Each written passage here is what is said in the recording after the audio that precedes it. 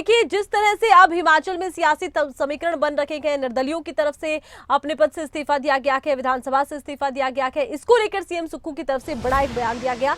वो आजाद प्रत्याशी थे, उन्हें इस्तीफा नहीं देना चाहिए था। वो आजाद प्रत्याशी थे, उनका सीएम से कैसा संबंध था, उन पर क्या दबाव था। तो आजाद प्रत्याशियों के इस्तीफे पर सीएम सुक्खू की तरफ से पहली प्रतिक्रिया आई है। उन्होंने कहा कि वो आजाद प्रत्याशी थे, उनका सीएम से क्या लेना देना था, उन्हें इस्तीफा देने की क्या जरूरत थी, उन्होंने इस्तीफा दिया है, क्या उन पर किसी तरह का दबाव था। तो सीएम सुक्खू ने दबाव शब्द का इस्तेमाल किया है और बीजेपी पर बिना नाम लिए ये कटाक्ष करते नजर आए हैं।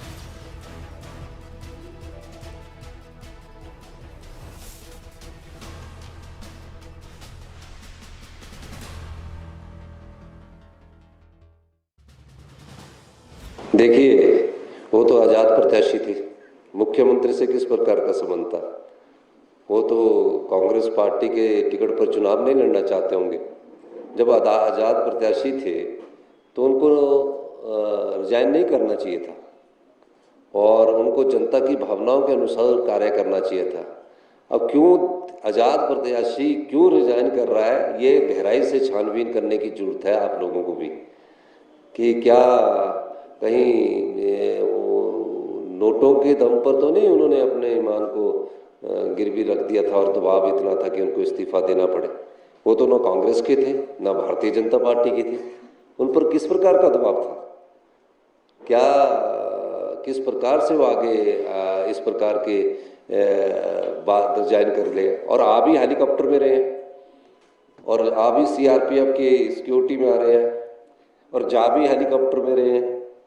तो आप बताइए, इतना सारा धन का प्रयोग क्या लोकतंत्र के लिए अच्छा है? और किस तरह वो चुनाव जीत कर अगर आज़ाद प्रत्याशी आते हैं और आज़ाद चुनने के बाद वो फिर उस क्षेत्र की जो 25-30 हज़ार लोगों ने जिन्होंने उनको वोट डाला है, जिनके दम पर वो चुन कर आए, उनकी भावनाओं से तो नहीं खिलवाड़ कर रही है आज़ाद प्रत्याशी। तो ये चीज़ें समझने की जरूरत है। और हिमाचल प्रदेश में इस प्रकार की जो लोकतांत्रिक प्रक्रिया को कमज़ोर करने की कोशिश है, हिमाचल की जनता इसको कभी सहन नहीं करेगी। और मुझे आप ही के द्वारा पता लगा कि उन्होंने इस्तीफा दिया है, तो कुछ गलत किया होगा ना, तभी दिया इस्तीफा। सही करने वाले क्यों नहीं देते इस्तीफा? भारतीय जनता पार्टी के विधायक क्यों नहीं दे रहे इस्तीफा? तो किसी न किसी तरह जब ये लोग देखते हैं, भारतीय जनता पार्टी ये देखती है कि जनता के वोट से जब इन्हें सत्ता नहीं मिलती, जनता के वोट से सत्ता में नहीं आते, तो कोशिश ये की जाती है कि नोट के दम से सत्ता हथियाई जाए और लोकतांत्रिक मूल्यों की हत्या की जाए।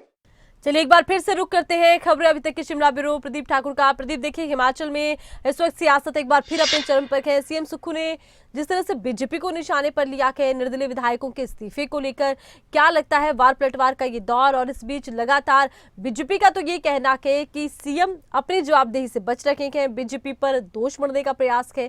क्या कुछ हिमाचल की राजनीति में परिवर्तन दिखता है?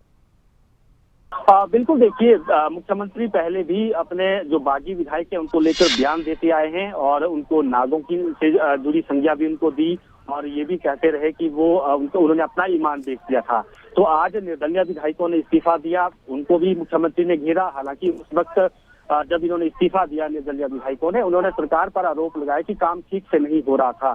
तो इसी पर मुख्यमंत्री ने जवाब दिया कि वो तो हमारे विधायक नहीं थे, वो आजाद विधायक थे और ना उनका मेरे से कोई संबंध था और ना ही सरकार से उनका कोई संबंध था। तो ऐसे में उनका ये बयान जो है वो ठीक नहीं है और कहीं ना कहीं उन्होंने एक बार फिर से आरोप इन पर लगाया कि कहीं ना कहीं ईमान जो है वो बेचा गया है और जो मैंडेट उनको जनता ने दिया था उसके खिलाफ वो गए हैं। उनको इस्तीफा देने की जरूरत ही नहीं थी क्योंकि उनके इस्तीफे की कोई जरूरत इस वक्त किसी को नहीं थी। तो ये तमाम चीजें मुख्यमंत्री की तरफ से कही गई हैं। हालांकि इस पर जरूर हम कह सकते हैं कि आरोप प्रत्यारोप का दौर चला हुआ है और ये भी कहा जा रहा है, जब निर्दलीय विधायकों से हमने बात की तो उन्होंने कहा कि जो सरकार है वो बदले की भावना से अब काम कर रही है, केसेस बनाए जा रहे हैं और व्यक्तिगत केसेस बनाए जा रहे हैं। तो इस तरह के बात भी इन्होंने कही निर्दलीय विधायकों ने जब ये इस्तीफा देकर विधानसभा से बाहर आए थे।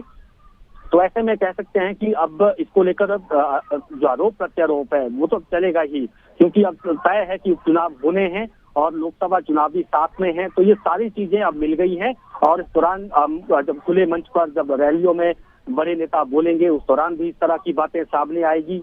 और बार बार आरोप भी कांग्रेस पार्टी लगा रही है कि उनकी सरकारों को तोड़ने की कोशिश केंद्र सरकार कर रही है, पैसे के दम पर ये सारा खेल खेला जा रहा है, तो ये आरोप चल रहा है।